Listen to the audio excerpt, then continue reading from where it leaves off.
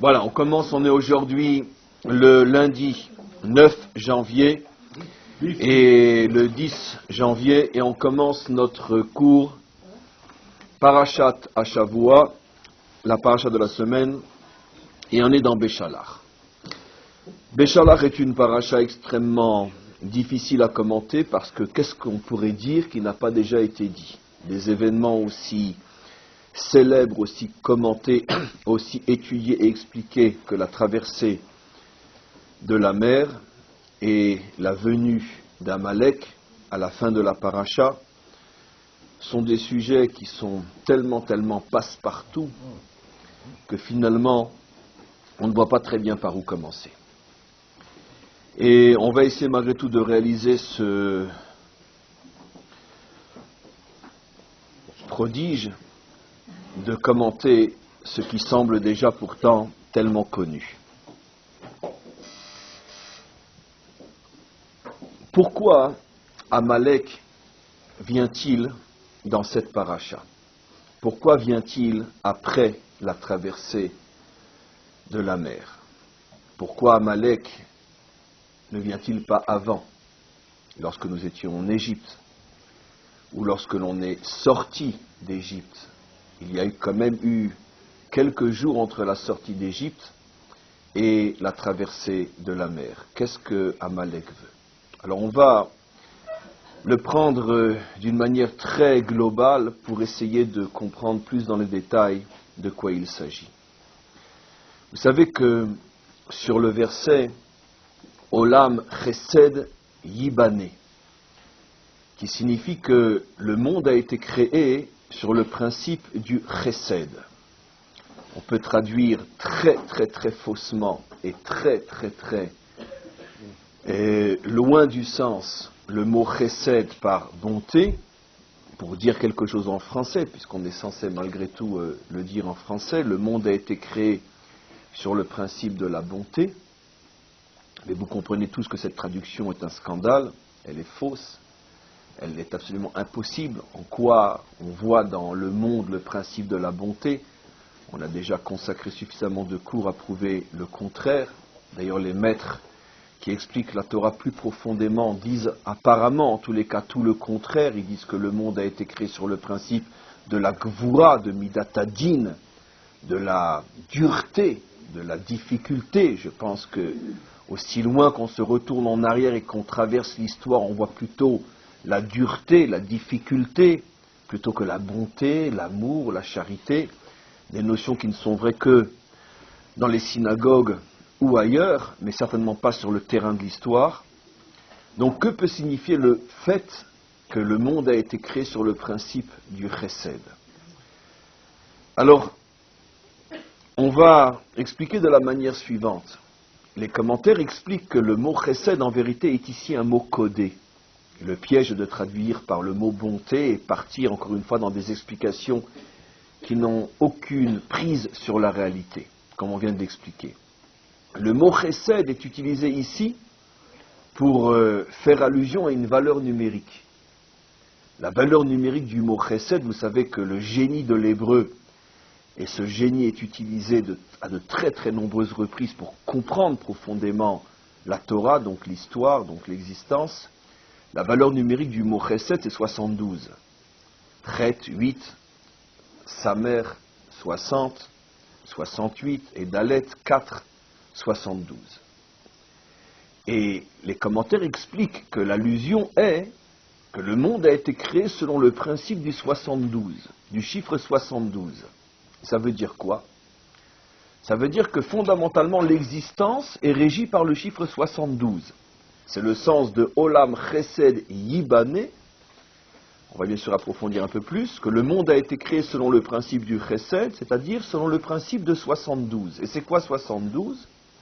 Toujours dans leur langage hyper codé, parce que vous imaginez bien que tout ce que je dis pour l'instant, c'est uniquement des chiffres et des lettres, donc n'importe quoi, à part pour l'émission bien sûr télévision. Ils disent que fondamentalement l'existence est régie par le chiffre 72, c'est-à-dire 71 peuples et Hachem, qui fait 72. L'existence tout entière, c'est 71 peuples et Dieu, qui fait 72. Qui sont... Votre métier est de poser la question, mon métier est de répondre, mais mon métier est de répondre aux questions encore plus vite que on pose la question. Pourquoi 71 ? Parce qu'effectivement, il y a 70 peuples, plus Israël. Vous voyez, la réponse est aussi simple que la question. Évidemment, il y a 70 peuples, mais où on est, nous, là-dedans ? 70 peuples, Israël et Hachem. Ça fait 72. C'est encore une fois très simple ce qu'on dit, on va essayer de creuser, bien sûr. Donc on a retrouvé notre mot chesed, valeur numérique 72, 70 peuples, Israël et Dieu. Et effectivement, dans cette structure très théorique, comme on va le voir tout de suite, où il n'y aurait que les 70 peuples, que Israël et que Dieu, on vivrait effectivement dans un monde de chesed. On verrait effectivement que le monde a été créé pour que s'y dévoile le bien. Tout le problème est que les choses ne fonctionnent pas aussi simplement que ça. Il y a dans cette création quelque chose qui empêche le chesed de se dévoiler, un 73e élément qui n'est pas du tout prévu au programme. Quand je dis pas prévu au programme, c'est dans notre langage, bien sûr. Bien évidemment que c'est prévu au programme. Le virus lui-même qui fout le logiciel en l'air est bien sûr prévu au programme. Comme je vous ai déjà souvent expliqué, et je vous promets que ce n'est pas une blague, vous imaginez le maître du monde qui existe éternellement, sans commencement et sans fin. Vous imaginez combien il devait s'ennuyer. Et donc il a décidé de créer le monde. Et donc, ben oui, on peut dire le pauvre, vous imaginez l'éternité tout seul, et vous imaginez. Donc quand il nous a créés, c'est pour un petit peu mettre du piment dans son existence. Donc il a tout prévu pour que ça soit véritablement extraordinaire. Et donc il a prévu de créer un logiciel fantastique. Ce logiciel est géré par le chiffre 72, c'est des formules informatiques, 70 peuples, Israël et moi. Et encore une fois, si effectivement on était resté au niveau du chiffre 72, tout aurait été très bien depuis le départ, pendant et après, ce serait révélé véritablement le sens profond, donc forcément bon, de la création et de l'existence. Seulement, qu'est-ce que Dieu aurait gagné ? Il se serait encore une fois embêté, autant pendant et après qu'avant. Et donc, il a prévu, on pourrait dire un virus. Il est en même temps le créateur du logiciel et celui qui crée le virus. Toute ressemblance avec ce qu'on connaît, bien sûr, n'est que fortuite. Il crée le logiciel et il crée le virus. Le virus, c'est la dimension 73, qui est le 73e peuple qui n'était pas du tout prévu au départ. Et qui c'est ? C'est Amalek. Vous avez compris. Pourquoi Amalek n'est pas du tout prévu au départ ? Parce que d'abord, la Torah nous montre, même dans son langage, enfin la Torah écrite, surtout la Torah orale, même dans son langage, on peut dire très simple, qu'il n'est pas prévu du tout au départ, en ce sens qu'il vient d'un inceste et d'un adultère. Donc il vient d'un rapport qui normalement n'aurait pas dû se faire, d'un double rapport, comme vous le savez, je ne vais pas le répéter pour la milliardième fois. Il vient au départ d'un inceste, Éliphaz, il vient au départ d'un adultère, Éliphaz avec l'épouse du roi de Séhir. Ensemble, ils ont une fille, et après Éliphaz, le père, retourne avec sa fille, inceste, après l'adultère, et ils ont enfin Amalek. Donc il est doublement imprévu au programme, dans la mesure où même les nations, bien évidemment, le même étant trop, les nations, tout humain, a l'interdiction d'avoir une relation incestueuse ou adultère. Donc ce qui veut dire que, normalement, cette semence n'aurait pas dû donner cette chose-là, si elle avait été là où elle devait être. Automatiquement, il n'est pas prévu au départ, et donc automatiquement, il va former un peuple qui ne peut en aucun cas faire partie du programme. Il est la 73e dimension, ou disons le 72e peuple. Mais le problème, vous allez comprendre, tout en restant avec des chiffres et des lettres, car la symbolique au niveau des chiffres et des lettres est tellement parlante, c'est que ce 72e-là, il faut forcément qu'il prenne la place de quelqu'un. Puisque le projet est, Olam Chesed Yibane. Il a un problème existentiel fondamental. Il essaye de rentrer dans une structure dans laquelle il n'a pas de place.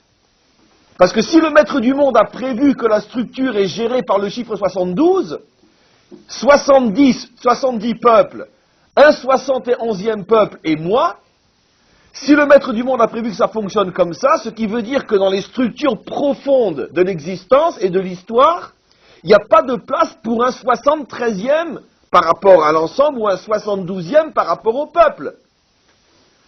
Donc tout le problème d'Amalek, c'est d'essayer de se faire une place dans un monde qui ne veut pas de lui. Le monde ne veut pas de lui. Et on va comprendre, finalement, dans la manière et de la manière dont il s'exprime, on va comprendre exactement où et qui est Amalek. Celui qui se lèvera dans l'histoire et dira sur un autre peuple, vous n'avez pas de place dans ce monde, c'est forcément lui, Amalek. Pourquoi Amalek est l'ennemi irréductible d'Israël? Après on va essayer de comprendre pourquoi Israël. Mais pourquoi Amalek est l'ennemi irréductible on dit, d'Israël? C'est parce que la différence entre le conflit ou les conflits qui peuvent opposer les peuples entre eux, ou même les 70 peuples à Israël, sont des conflits idéologiques, des conflits religieux, des conflits politiques, généralement et surtout des conflits économiques. La plupart des guerres sont économiques, déguisées derrière l'idéologique ou le religieux. Mais toutes ces guerres-là qui opposent les peuples les uns aux autres sont des guerres dont les motifs sont connus, mais ne sont jamais des motifs qui s'enracinent dans l'existentiel. On ne remet pas en cause l'existence de l'autre. Jamais. Amalek va inventer un type de conflit, un type de guerre unique dans l'histoire. La guerre existentielle, c'est ou toi ou moi, il n'y a pas de place pour les deux. Tu dois disparaître.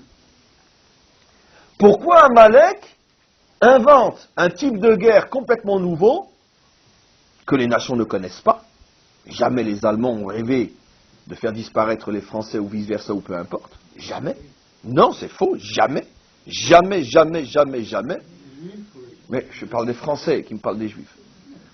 Et donc, jamais, dans des guerres de 100 ans, de 200 ans, de 1000 ans, peu importe, les nations ont parlé de se faire disparaître les unes les autres. Mais en ce qui concerne Amalek, lui parle de faire disparaître quelqu'un. On sait que c'est nous, mais on va voir pourquoi c'est nous. Lui parle de faire disparaître quelqu'un. Pourquoi? Parce que son problème, ce n'est pas nous. Son problème, c'est lui.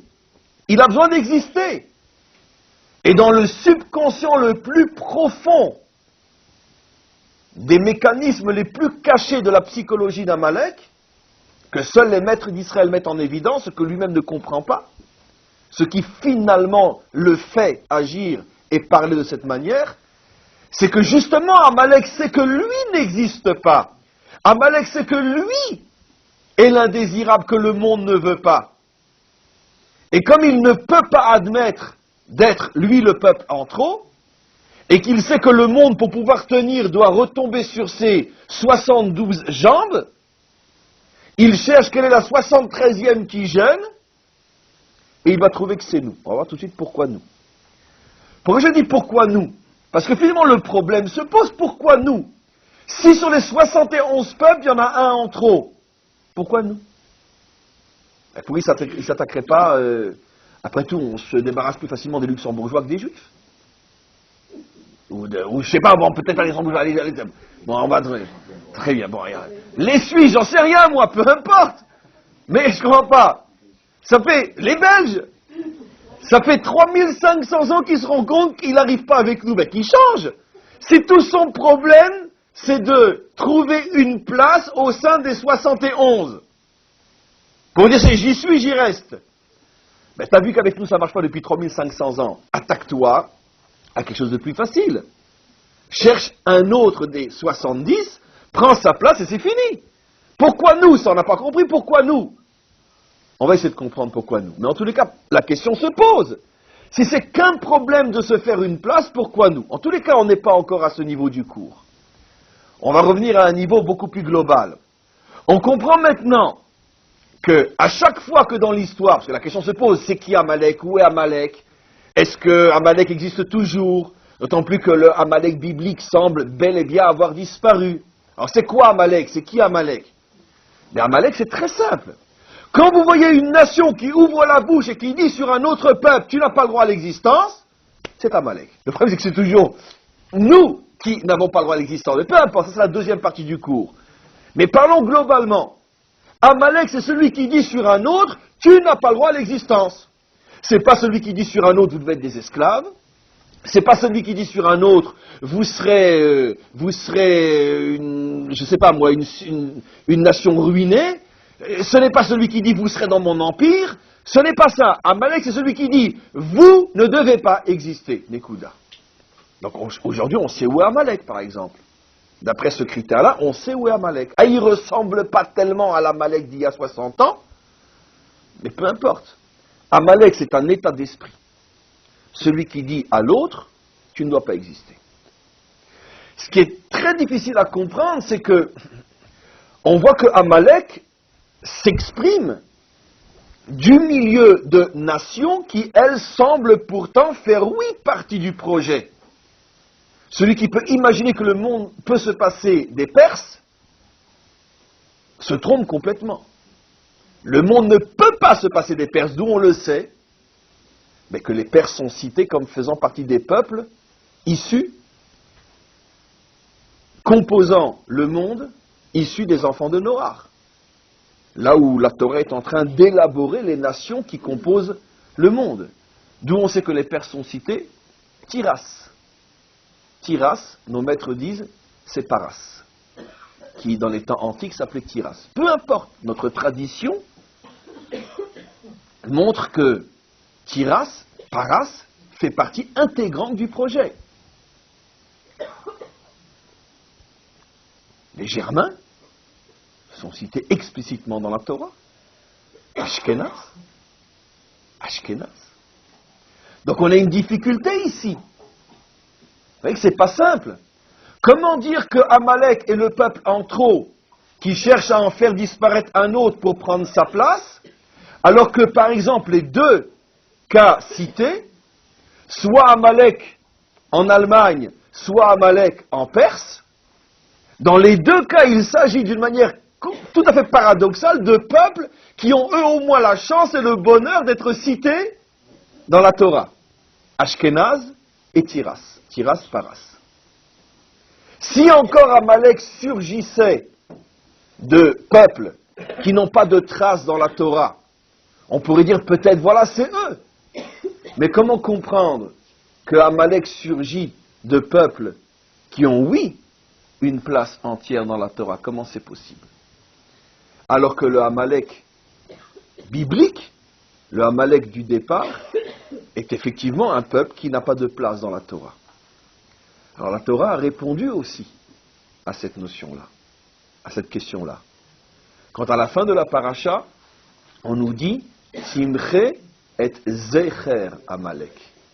Tu détruiras le souvenir d'Amalek. Ça veut dire l'esprit d'Amalek, l'idéologie d'Amalek. La différence fondamentale entre le Amalek biblique et le Amalek des derniers siècles, c'est que le Amalek biblique était un véritable peuple défini, qu'on pouvait situer, qu'on connaissait, que d'ailleurs le roi Shaoul a eu le devoir de détruire et qu'il n'a pas détruit. Et finalement, quand a disparu Amalek biblique? Quand il a disparu? À l'époque du roi David.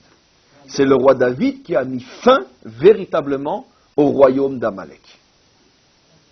Mais la Torah nous avait déjà prévenu bien avant qu'il ne s'agit pas uniquement d'un peuple, mais surtout d'une idée, d'un zecher, d'une idéologie. C'est pour ça que quand la Torah s'exprime à la fin de la paracha et qu'elle nous dit « tu détruiras Amalek », elle ne dit pas « timchet Amalek », elle dit « timchet zeicher Amalek ». C'est-à-dire que le souvenir d'Amalek, l'idéologie d'Amalek, va traverser l'histoire et n'a pas besoin uniquement du cadre biblique qui est un peuple bien précis. Elle n'a pas besoin de ce cadre-là pour expliquer, pour exister. L'esprit d'Amalek va traverser l'histoire et il va se retrouver précisément, même au milieu de peuples qui, au départ, n'ont rien à voir avec Amalek. Ashkenaz n'a rien à voir avec Amalek, puisque c'est fait partie des 70 peuples. Les Allemands font partie des 70 peuples. Les Perses font partie des 70 peuples. Et tout d'un coup, voici que le Zecher d'Amalek va se retrouver là-bas. Il va falloir comprendre aussi pourquoi. Pourquoi finalement le Zecher Amalek arrive à traverser l'histoire au-delà de ses propres frontières, au-delà de son propre peuple, au-delà de son propre territoire, et surtout comment se fait-il que le Zecher d'Amalek va pouvoir finalement habiter au milieu de peuples qui, sûrs et certains, font partie des 70 nations. Qu'est-ce qui se passe à ce niveau-là? En tous les cas, on va continuer. La question qu'il faut maintenant aborder, c'est pourquoi Amalek s'attaque à Israël. S'il a besoin de place, pourquoi Israël? Au sujet du chiffre 72, les maîtres des secrets nous révèlent aussi de manière qui est complètement codée, et on va ensemble décoder à notre extrêmement simple niveau, nous révèlent une chose phénoménale. Ils nous disent que le chiffre 72, qui est bien sûr, comme on a expliqué, les 71 peuples et Dieu, fait aussi allusion à une certaine manière d'écrire le nom divin, et selon la manière dont tu vas écrire le nom divin, quand tu vas après additionner les lettres, tu vas trouver le chiffre 72. Qu'est-ce que c'est ce charabia? J'explique. Le nom divin, vous le connaissez, c'est le nom à 4 lettres. Yud, E, Vav, E. 4 lettres. Maintenant, vous savez tous aussi, ou je vous rappelle pour ceux qui ne l'ont pas suffisamment étudié, que les lettres en hébreu cachent d'autres lettres. Ce sont des trains qui cachent un train. Quand tu dis Yud en hébreu, ou que tu écris sur le papier la lettre Yud, c'est une seule lettre. Mais quand tu prononces la lettre Yud, combien de lettres tu as sorti de ta bouche? 3. Yud, Vav, Dalet. Ce qui veut dire que 2 lettres sont cachées dans la lettre Yud, le Vav et le Dalet. Donnons un autre exemple. La lettre Aleph, c'est une seule lettre sur le papier. Mais quand tu prononces Aleph, combien de lettres as-tu prononcé? 3. Aleph, Lamed, P. Ce qui veut dire que dans la lettre Aleph que tu écris sur le papier, combien de lettres sont cachées? 2. C'est souvent 2 lettres, ça peut être plus souvent 2 lettres. Donc donnons un exemple simple. Quand tu écris le mot papa, Abba, Aleph, Bet, Aleph, tu écris le mot Abba sur une feuille de papier. Combien de lettres écrites, mais combien de lettres en vérité? Tu as 3 lettres écrites, mais combien tu as de lettres en vérité? Aleph, tu as 2 lettres qui sont cachées, Lamed, P. Bet, tu as combien de lettres cachées? 2, Yud, Tav. Et encore une fois, Aleph, Lamed, P. Ce qui veut dire que tu écris 3 lettres, mais en vérité, combien de lettres il y a dans ces 3 lettres? 6.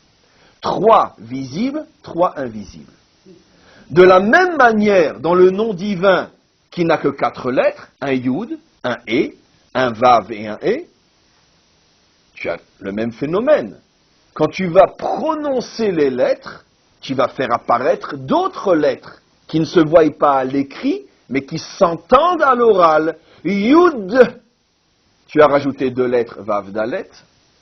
Après, He, mais He, lui-même se compose de 2 lettres. On peut écrire He en entier, He, Yud. Vav se compose aussi de 2 lettres supplémentaires, Yud, Vav. Et encore une fois, He, écrit en toutes lettres, He, Yud. C'est une convention grammaticale que je pourrais vous justifier, mais peu importe. À partir du moment où on écrit les lettres du nom divin en toutes lettres selon la prononciation, on va rajouter à chacune des lettres encore 1 ou 2 lettres. Le Yud va s'écrire Yud, Vav, Dalet. Le He va s'écrire He, Yud. Le Vav va s'écrire Vav, Yud, Vav. Et le dernier E va s'écrire He, Yud. Ce qui veut dire que quelle est la lettre qu'on a rajoutée à chaque fois? Un yud. Au he, on a rajouté un yud. Au vav, on a rajouté un yud. Au he, on a rajouté un yud. C'est ce qu'on appelle le Shem Havaye, le nom divin dans lequel apparaît la lettre yud. Et si vous comptez la valeur numérique de ce nom-là, quand on écrit yud, vav, dalet, he yud, vav yud, vav et he yud, la valeur numérique c'est 72. 72 on trouve. Tiens, comment se fait-il que quand on écrit le nom divin en toutes lettres, en rajoutant, en mettant en évidence la lettre yud, on arrive à la valeur numérique 72? Qu'est-ce que représente le yud? Le yud est intéressant, pourquoi? Parce qu'on le retrouve dans notre paracha, d'une manière tout à fait inattendue, grâce à une anomalie que nos maîtres commentent. Au moment où Moshe et les enfants d'Israël se mettent à louer Hachem pour la traversée de la mer, qu'est-ce qu'il est dit? Az Yashir Moshe. Or, celui qui comprend l'hébreu est choqué. Qu'est-ce que le verset aurait dû dire? Az Shar Moshe. Alors Moshe se mit à chanter.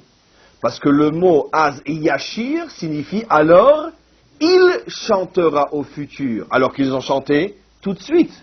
Il y a un yud en trop. Au lieu d'avoir écrit Az Shar, sans le yud, il est dit Az Yashir, avec un yud. Pourquoi le yud à cet endroit-là?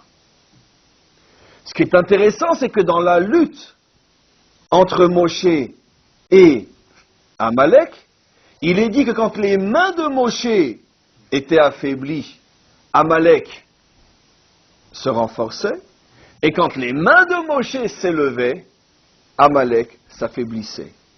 Et qu'est-ce que dit le verset? Quand il est Yarim et Yado, Az Gavar Israël, quand il descend et Yado, Az Gavar Amalek. Yado, Yud, Dalet, Vav. 3 lettres qui vous font penser à quoi? Yud. Un Yud en toutes lettres. Yud, Vav, Dalet.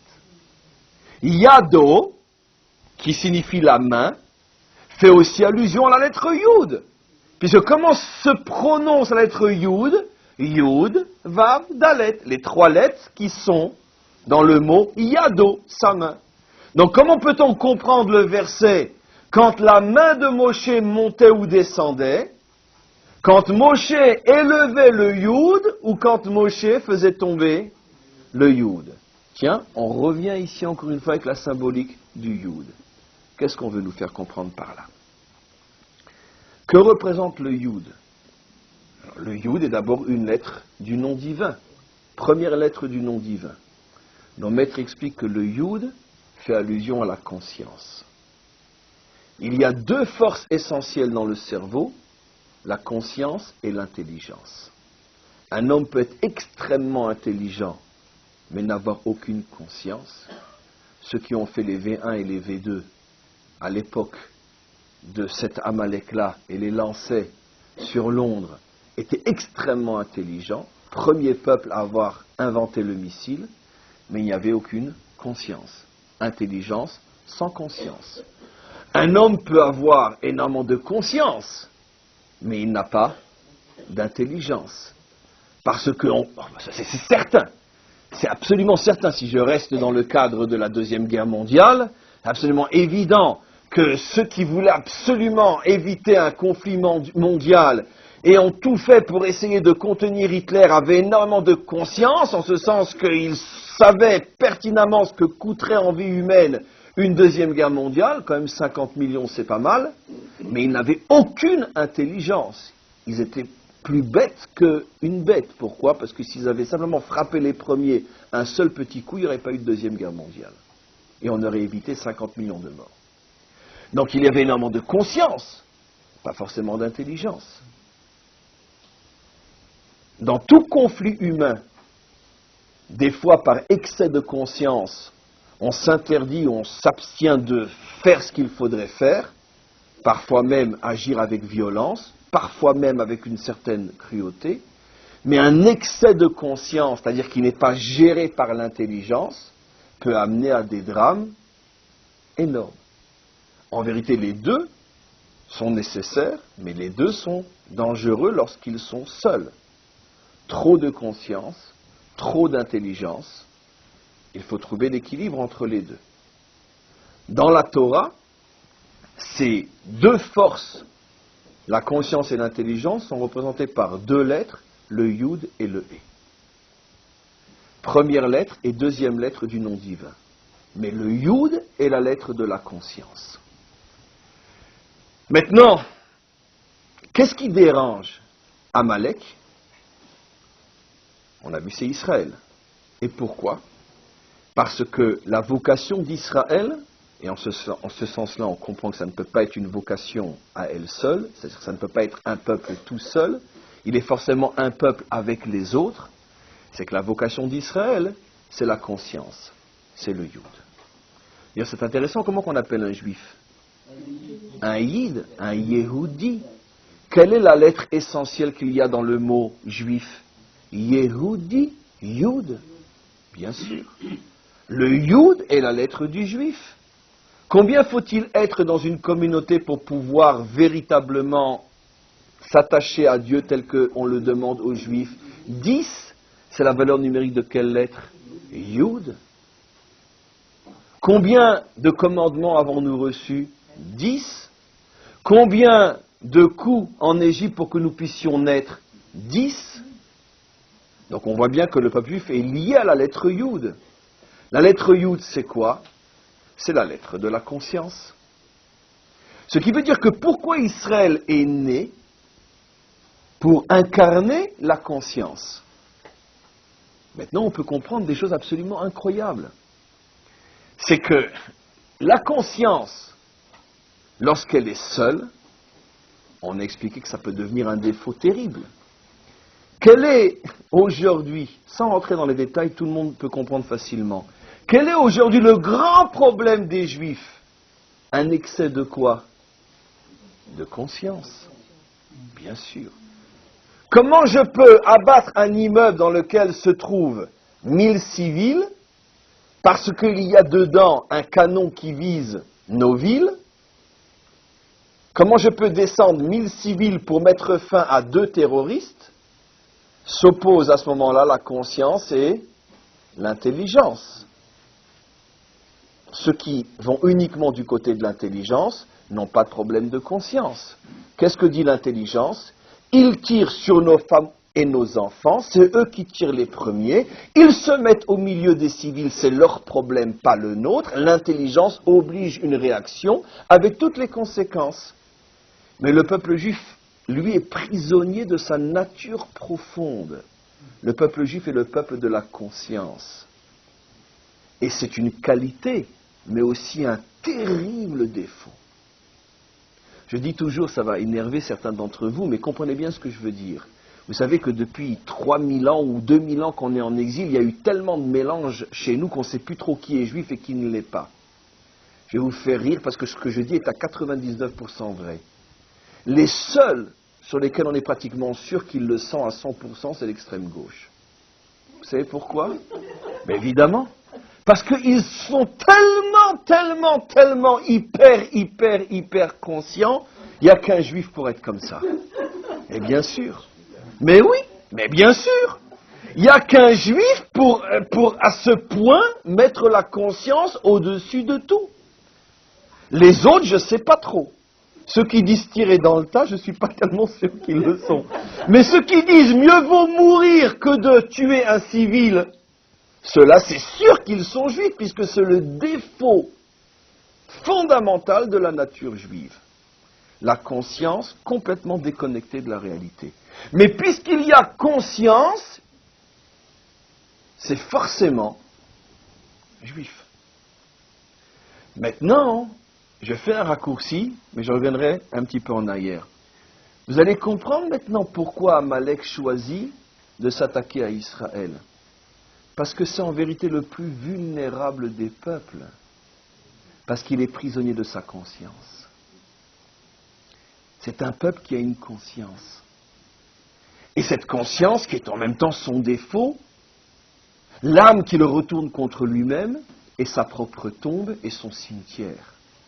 Pourquoi Amalek ne peut pas s'attaquer aux Belges, ni aux Français, ni aux Luxembourgeois, ni aux Suisses? Parce qu'ils ont sur nous un avantage extraordinaire. C'est qu'ils ne sont pas prisonniers de leur conscience. Je ne dis rien de péjoratif, je le dis avec beaucoup de respect. Les Belges ont un avantage que nous n'avons pas. Ils ne sont pas prisonniers de leur conscience. Les Anglais n'ont pas de problème de conscience. Quand on leur prend à quelques, je ne sais pas, 7 ou 8 000 kilomètres de chez eux, une petite île, les Malouines, que va savoir, si jusqu'à cette guerre personne ne savait que ça existait, ils n'ont pas de problème. Ils envoient la flotte, ils massacrent tout le monde.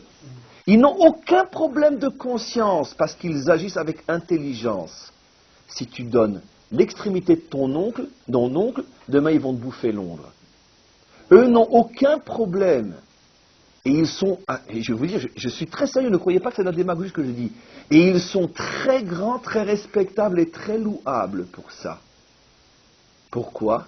Parce que tu ne peux pas négocier avec le mal. Tu ne peux pas, c'est absolument impossible. Mais eux n'ont pas tellement de mérite d'être comme ils sont. Pourquoi? Parce qu'ils ne sont pas prisonniers de leur conscience. Qu'est-ce qu'a fait le maître du monde? Écoutez-moi bien maintenant. Il a foutu une pagaille inimaginable dans son monde. Il a créé les 70 peuples de l'intelligence et un peuple de la conscience. Et il leur dit la chose suivante. Vous ne pouvez pas vous passer les uns des autres. Parce que si Israël se retrouve tout seul, il va à sa propre autodestruction, parce qu'il va se retrouver face à Amalek, qui, comme on va le voir, est le peuple de l'anticonscience par excellence, donc l'extrême opposé d'Israël. Je vais expliquer tout de suite. Et pourquoi Amalek choisit Israël? Parce que quand il sent que Israël est seul, à ce moment-là, Israël se retrouve prisonnier à l'intérieur de sa propre nature, poussé à l'extrême qui est la conscience. Et Israël n'osera jamais tirer ni le premier, ni le deuxième, ni le troisième. Il ne tire que quand il est déjà agonisant. Entre-temps, Amalek a déjà énormément fait de dégâts, et Amalek le sait. Amalek ne veut pas s'attaquer aux 70 autres peuples, en tout cas pas de la manière dont il s'attaque à Israël, puisqu'il sait très bien que si jamais il ose toucher à un Belge, le temps de le dire, il est mort. Finalement, mes amis, ce qui est absolument extraordinaire, et ça serait très très très intéressant de comprendre ce qui s'est passé, bien que je sais ce qui s'est passé. La situation qui a permis la Deuxième Guerre mondiale est fondamentalement, on pourrait dire, anti-70 peuples. Elle n'est pas normale, cette situation. Ce qui se passe aujourd'hui non plus n'est pas normal. Écoutez bien, je suis en train de vous préparer quelque chose de très important. On est face à un phénomène complètement nouveau. Le fait que l'Europe accepte de disparaître, telle qu'elle disparaît aujourd'hui, le fait que le monde a accepté la Deuxième Guerre mondiale en la préparant par un excès de conscience, le fait qu'aujourd'hui le monde prépare la Troisième Guerre mondiale par un excès de conscience ou d'indifférence, peu importe, ce sont des phénomènes qui sont plutôt, je dirais, juifs. Ou peut-être, on assiste à la fin de ce qu'on appelle le judéo-christianisme. C'est-à-dire quelque chose qui, en vérité, judéo-christianisme, que personne ne prenne mal ce que je dis maintenant, vous me connaissez trop, est en vérité un poison, un excès de conscience qui désarme l'homme et le rend incapable de faire face aux ennemis qui, eux, n'ont pas de conscience. Le judéo-christianisme, c'est une religion. C'est un amalgame entre tout ce qu'il y a de mauvais chez les Juifs et ce qu'il y a de mauvais dans le christianisme. On a mélangé les deux, on en a fait une idéologie qui dure depuis 2000 ans, judéo-chrétienne. C'est ni du judaïsme et ni du christianisme. C'est quoi? C'est le culte de la conscience qui prépare ta mort. C'est ça le judéo-christianisme. Mais, d'une certaine manière, quand Hitler disait « on part libérer le monde du judéo-bolchevisme ou de tout ce que vous voulez », sans le savoir, Mais c'est ce qu'il disait. Et bien sûr. Ça veut dire qu'il n'a pas osé dire judéo-christianisme, parce qu'il avait besoin de ce dont il avait besoin pour pouvoir faire ce qu'il a fait, peu importe. Et donc il ne pouvait pas s'attaquer de front au christianisme officiel. Donc il a finalement utilisé un mot de code, mais tout le monde savait à quoi il faisait allusion. Juif, il pouvait dire, parce que les juifs étaient de toute façon abandonnés de tout le monde.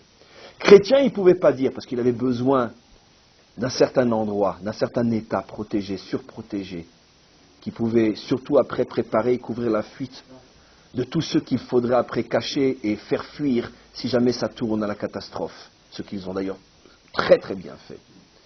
Mais peu importe. On a remplacé le mot christianisme par le mot bolchevisme. C'était la même chose, c'était un mot codé.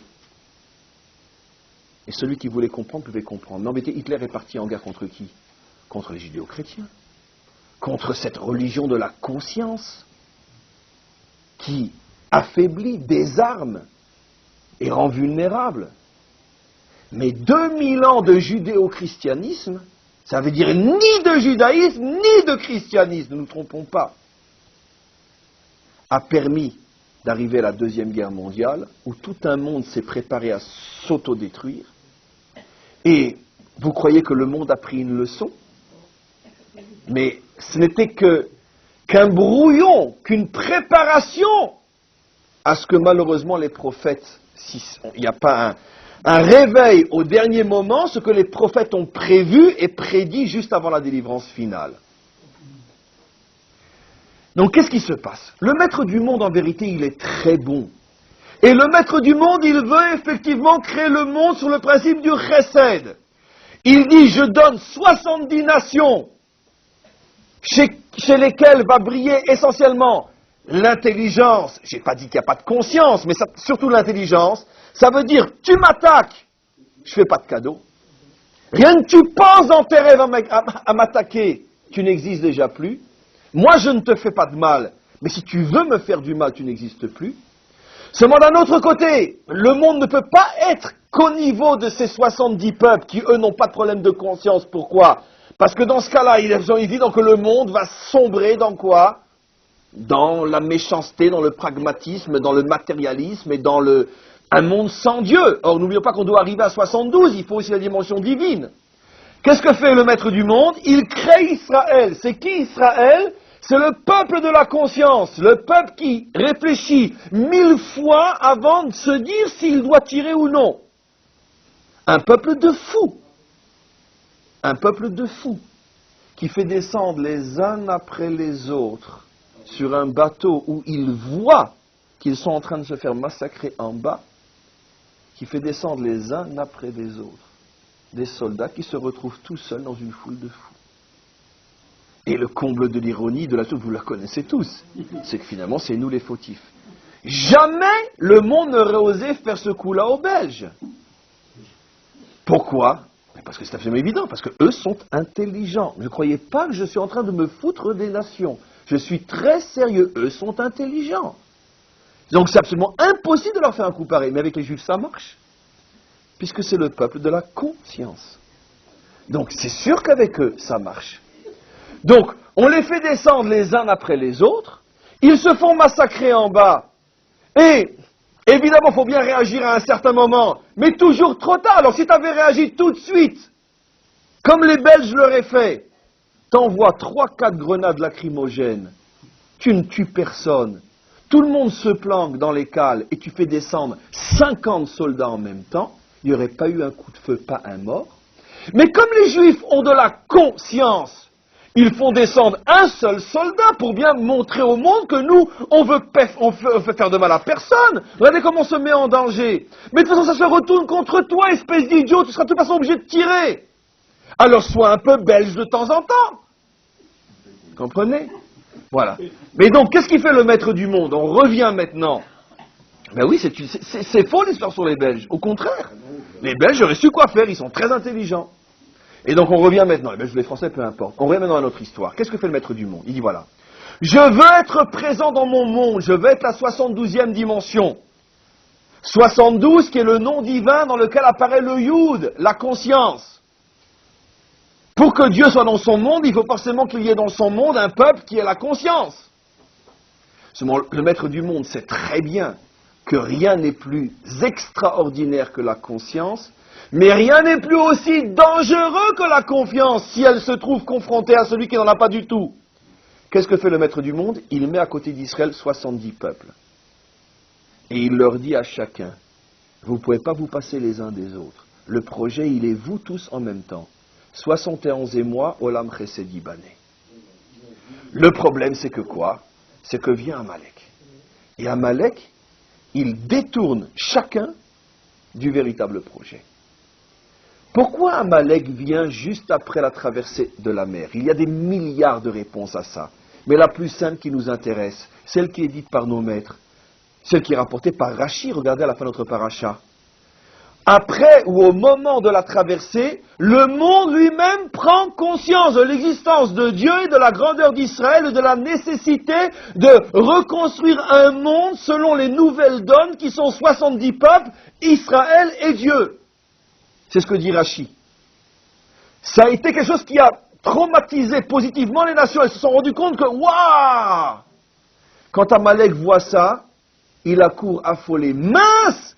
Si le monde arrive à être le monde des 72 sans moi, si les nations Israël font enfin la paix et comprennent qu'elles ont véritablement besoin l'un de l'autre, alors j'ai plus de place, moi.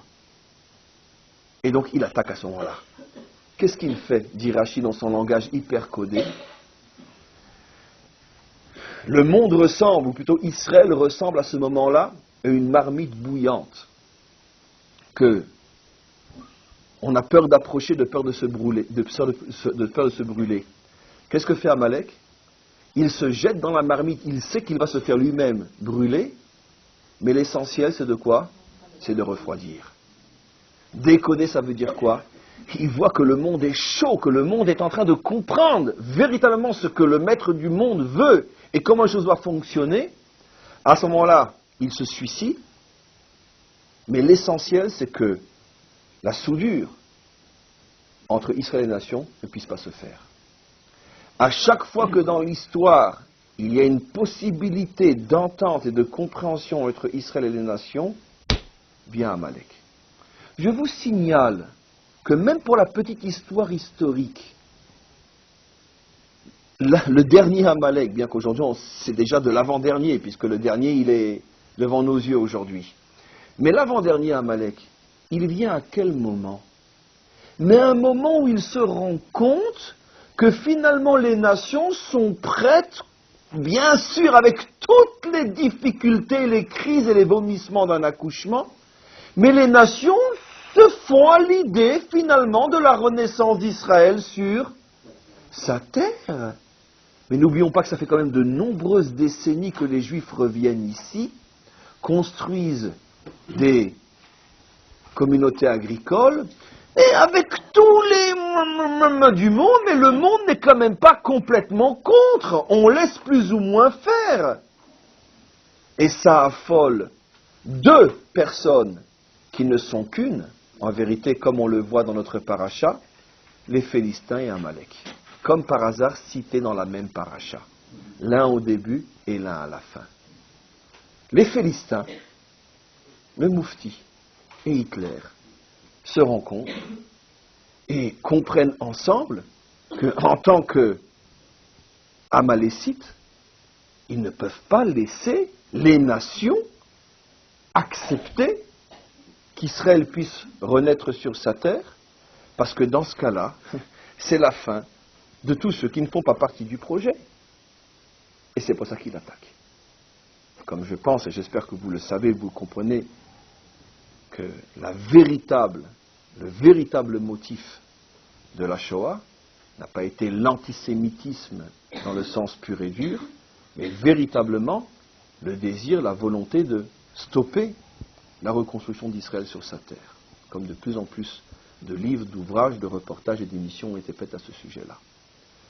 Ça a été véritablement la raison moins connue ou pas connue qui se cache derrière la Shoah. Donc, on voit effectivement qu'à chaque fois qu'Amalek sent que finalement le projet risque de réussir, qu'Israël et les nations comprennent que finalement ça ne sert à rien de se battre, de se bouder, de se déchirer, s'entre-déchirer, bien qu'entre Israël et les nations il n'y a pas un problème de « je veux te faire disparaître », de nous vers eux c'est évident, mais même de eux vers nous, les nations jamais n'ont voulu nous faire disparaître, c'est que Amalek. Amalek, quand vient-il? À un moment où il sent que, ça y est, le monde peut très bien exister avec Israël au milieu des nations, vers la construction d'une entente possible, et donc automatiquement, du chiffre 72, le nom divin avec la lettre Yud, la lettre de la conscience, à l'intérieur de ce monde, avec les nations, il n'y a plus de place pour lui. Il attaque. Vous comprenez pourquoi maintenant, tous les, on pourrait dire les essais qui sont aujourd'hui derrière nous, ne sont effectivement que des essais de la véritable scène, le véritable épisode qui est encore devant nous. Pourquoi tous les maîtres, pourquoi tous les prophètes savaient et avaient prévu et prédit que c'est précisément juste avant la délivrance finale que Amalek va sortir comme jamais auparavant, parce que juste avant la délivrance finale, on est juste avant le retour ou la construction, une fois pour toutes, d'une humanité dans laquelle il y a 70 peuples et Israël sans Amalek, donc avec Dieu. Parce que si c'est sans Amalek, c'est forcément avec Dieu. Et c'est pour ça que plus on approche de la délivrance finale, et plus Amalek surgit d'une manière qui est folle. Pourquoi? Parce qu'il sait que ça y est, c'est en train de se jouer maintenant. Parce que c'est ce qui va se passer au moment de la délivrance finale. Amalek, c'est-à-dire que tous ceux qui dans le monde agissent, parlent pour la disparition d'Israël, ceux-là véritablement disparaîtront. Et plus ils sentent finalement leur heure arriver, et plus ils essayent de s'accrocher à un débris d'existence qui passe nécessairement par la volonté de nous faire disparaître. Pourquoi j'ai expliqué que Amalek est l'anticonscience par définition? Ça aussi c'est expliqué par les maîtres d'Israël, qui enseignent et qui expliquent la différence fondamentale entre deux types de mal, deux types de Yetzer Hara, celui des hommes en général ou des nations, Israël aussi bien sûr, et celui d'Amalek. Et il donne une définition qui est tellement juste une fois qu'on l'a compris, et qui nous montre bien qu'il s'agit ici de deux natures fondamentalement différentes. Un Amalécite n'a rien à voir avec un homme mauvais standard, comme très certainement un soldat de la Wehrmacht n'a rien à voir avec un nazi. Et j'explique. Très globalement, il y a deux types de mal dans le monde. Le mal que l'on fait par intérêt, parce que soit on a un intérêt dans le sens le plus grossier du terme, soit parce que on s'imagine, on pense que l'on a raison, c'est-à-dire qu'il y a une certaine forme d'idéologie qui motive le mal que l'on fait, mais dans la mesure où dans ce cas-là, c'est soit un intérêt, soit une idéologie, à partir du moment où tu vas te rendre compte, où on va arriver à te faire prendre conscience que, en vérité, ce n'est pas ton intérêt, tu te fais du mal, ou bien ton idéologie est perverse, tu vas te retourner. Un exemple simple, l'attentat contre Hitler, fait par des généraux qui étaient nazis avant même la naissance d'Hitler. C'est une blague, bien sûr. Ce n'est pas des anti-nazis qui ont voulu faire sauter Hitler. C'est des vrais nazis. Mais tout d'un coup prennent conscience que quoi? Ça va contre notre intérêt, et ça va. Et l'idéologie est complètement perverse. Ça veut dire qu'il y a un moment où tout d'un coup le mal prend conscience que ce qui le motivait est faux, la motivation qu'on pensait être juste est dénoncée, le masque tombe, c'est une folie, on arrête. Il y en a un qui continue plus que jamais, à un moment où tout le monde sait que c'est fini, c'est qui? C'est Hitler lui-même. Ça veut dire qu'il continue dans sa folie meurtrière à un moment où lui-même sait que c'est fini. Et ça dure encore longtemps ce moment-là, c'est encore pratiquement 1 an et demi. Entre milieu 40, déjà aux 43, 44, il sait, tout le monde sait, la preuve c'est qu'il a déjà échappé à 5 attentats. Il en est à son 5e attentat. Il sait que tout le monde le lâche. Et ceux qui sont encore avec lui, c'est soit ceux qui n'ont pas été tués, en représailles, comme tous les généraux lorsqu'il y a eu cet attentat-là, soit parce qu'ils tremblent de peur. Mais il sait très bien, de toute façon, c'est fini. Il a déjà donné les ordres au SS que quand il se sera suicidé, qu'on brûle son corps. Il n'y a déjà plus de doute quant à l'issue. Pourquoi il continue? Il n'a pas de conscience. Pour nous, juifs, c'est quelque chose qui est très, très, très difficile, je pense pour les hommes en général, mais pour nous, surtout, très difficile à comprendre le fonctionnement d'une créature pareille, parce que nous sommes tellement, nous, à l'excès et à l'extrême, le peuple de la conscience, qu'on n'arrive pas à comprendre comment quelque chose qui bouge et qui semble vivre puisse agir d'une manière monstrueuse tout en sachant que de toute façon, ça n'a aucun sens.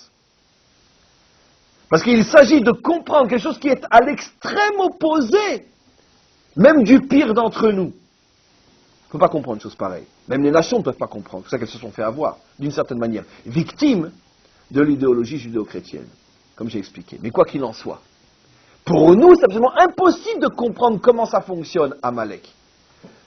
Mais justement, l'exemple qu'on a derrière nous montre bien que c'est l'anticonscience par excellence. C'est-à-dire, il n'a pas besoin de croire que c'est vrai pour faire du mal.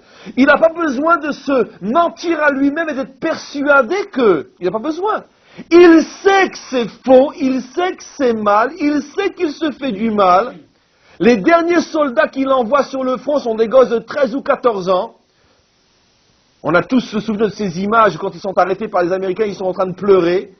Des gosses qui pleurent, c'est les derniers qu'il envoie se faire massacrer. Il sait très bien que ces gosses ne reviendront plus, ou peut-être grâce aux Américains, oui, reviendront, peu importe.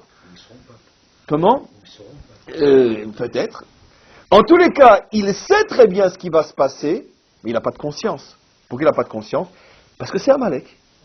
Amalek ne fait pas partie des structures de l'être humain tel que Dieu les voulait au départ, où l'intelligence et la conscience peuvent s'unir. Chez lui, même quand il n'y a plus ni intelligence ni conscience, il continue à fonctionner. Il n'y a pas d'intelligence. Ces soldats sont en train de mourir de froid, ont besoin de camions et de trains pour être rapatriés au chaud. Non, il faut encore des trains et des camions pour les Juifs. Mais tu sais très bien que tu vas perdre des centaines de milliers d'hommes dont tu as besoin. C'est pas grave. Donc c'est pas intelligent, il n'y a pas de conscience, il n'y a rien. C'est Amalek. Comment Amalek s'attaque à nous? Parce que justement, l'extrême va s'attaquer à l'extrême. Il va donc prendre le peuple qui est le plus prisonnier de sa conscience, parce qu'il sait que, dans la mesure où lui, rien ne peut l'arrêter, et qu'il correspond à des normes, à des modes de fonctionnement complètement étrangers et méconnus de l'intelligence et de la conscience juive, c'est très bien que le temps qu'on se rende compte de ce qui nous arrive, ce sera déjà presque trop tard. C'est comme ça que ça fonctionne. Ce qui veut dire que finalement, je vais dire quelque chose qui est assez colossal, parce que je sais que ça va être très très mal compris. Finalement, au-delà, si vous voulez, de cette union qui est l'union de la délivrance entre Israël et 70 peuples, Bayomaouya Hashem les Melech al Kol Haaretz, Dieu sera roi sur toute la terre. Toute la terre, ça veut dire sur 70 peuples, nous et lui, ça fait 72, Chesed. Et à ce moment-là se dévoilera véritablement son Chesed. Au-delà de cela, ce que cela signifie, c'est que finalement, en ce qui nous concerne, nous Israël, notre salut pour ne pas disparaître, on ne disparaîtra pas, bien sûr, cette manière de parler, mais pour ne pas, on pourrait dire, trop souffrir des coups d'Amalek, c'est finalement de prendre, d'intégrer dans notre structure morale et mentale, de prendre et d'intégrer la nature des nations. Elles ont besoin d'intégrer notre nature, mais nous avons besoin d'intégrer leur nature. Ce qui veut dire que le jour où Israël arrivera, comme les Américains, à faire tomber 2 immeubles parce qu'ils recherchent un terroriste, et que